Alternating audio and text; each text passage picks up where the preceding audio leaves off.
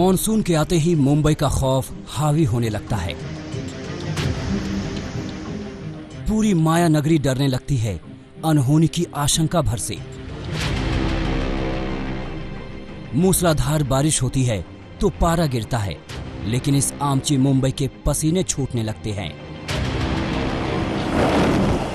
जमींदोज इमारत की ये तस्वीर देखिए। मुंबई की भानुशाली बिल्डिंग का ये हश्र उसी भारी बारिश की वजह से है। 2 दिनों की भारी बारिश नहीं झेल पाई ये इमारत।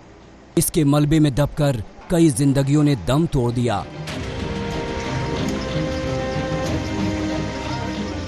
सिस्टर और भांजा क्या स्टेटस है?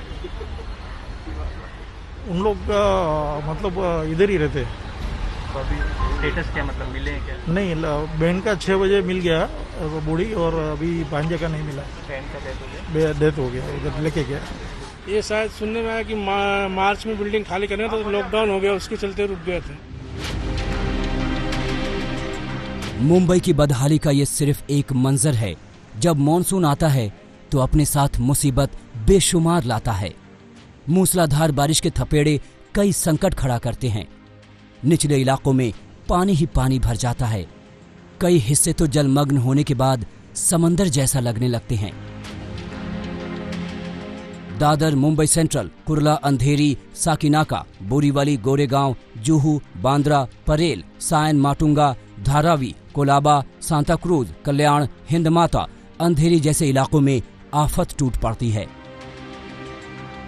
अभी 15 जुलाई की ही बात है। मुंबई ने वो आफत देखी। सड़कों पर पानी भरा तो ट्रैफिक की रफ्तार सुस्त पड़ गई। कहीं कार वाले फंसे तो कहीं स्कूटी सवार। कई ऐसे भी सबवे हैं जहां बारिश शुरू होने के साथ ही ये मुश्किल दुगुनी चौगुनी हो जाती है। इस वक्त हम मुंबई के मिलन सबवे इलाके में हैं और यहां पर हुई 2-3 घंटे की तेज बारिश के बाद ये आलम है। सबवे में पानी अच्छा खासा भर गया है। गाड़ियों की आवाजाही में मुसीबत हो रही है।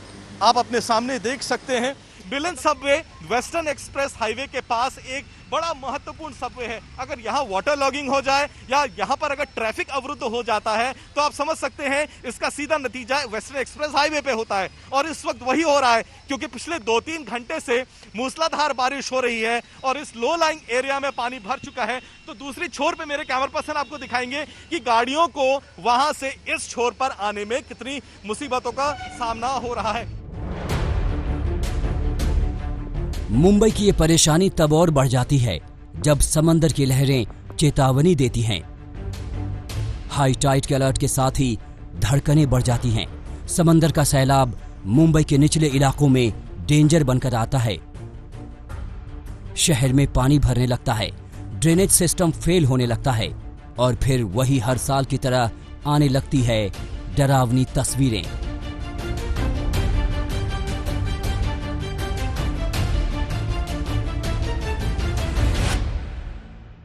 आसमानी आफत का जो दर्द मुंबई ने झेला है, शायद ही किसी महानगर ने महसूस किया हो।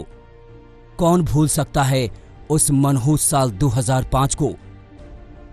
कौन भूल सकता है उस साल की मनहूस तारीख 26 जुलाई को? कौन भूल सकता है डूबती मुंबई को, तबाही के तांडव को और मौत के खौफ को? ये वो तारीख थी जिसने बारिश के लिए मुंबई वासियों का नजरिया बदल दिया था। ये ऐसी मॉनसून तारीख थी जिससे खूबसूरत सुकून देने वाली बारिश खौफ का पर्याय बन गई थी। 3 महीने का मॉनसून भयावह हो चुका था। एक एक दिन काटना भी मुंबई के लिए मुश्किल हो रहा था। 2005 की उस तबाही में 1000 से ज्यादा लोगों ने जान गंवाई थी। करीब 550 करोड़ रुपए का आर्थिक नुकसान हुआ था। हजारों बसें, टैक्सी, ऑटो को नुकसान पहुंचा था। 24 घंटों के लिए मुंबई पूरी तरह से ठप हो गई थी। करीब 10 से ज्यादा दिनों तक मुंबई लोकल ठप हो गई थी। 29 अगस्त 2017 को भी माया नगरी की बाढ़ ने हालत पतली कर दी थी। अब आपको बताते हैं कि आखिर मुंबई की ऐसी हालत हर साल क्यों होती है। दरअसल 7 द्वीपों को पटककर मुंबई ने आकार लिया। इसमें बांद्रा रिक्लेमेशन, बैक बे रिक्लेमेशन और नरीमन पॉइंट जैसे कई स्थानों को जोड़ा गया।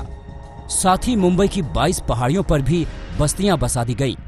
ये सब किए जाने के दौरान जल निकासी का कोई ध्यान नहीं रखा गया। नतीजा ये हुआ कि बर्बादी का मंजर मुंबई की किस्मत में मानो लिख दिया गया हो। अब ये इस महानगर का दुर्भाग्य ही है कि हालात सुधरने के अब तक ठोस इंतजाम नहीं किए गए। 2005 की भीषण त्रासदी के बाद महाराष्ट्र सरकार ने 58 योजनाएं बनाने का फैसला किया ताकि मुंबई की तकदीर संवर सके, लेकिन बीएमसी की फ्लड गाइडलाइन रिपोर्ट 2019 के मुताबिक 58 में से महज 27 योजनाएं ही पूरी हो पाई हैं। ऐसे में नतीजा सबके सामने है।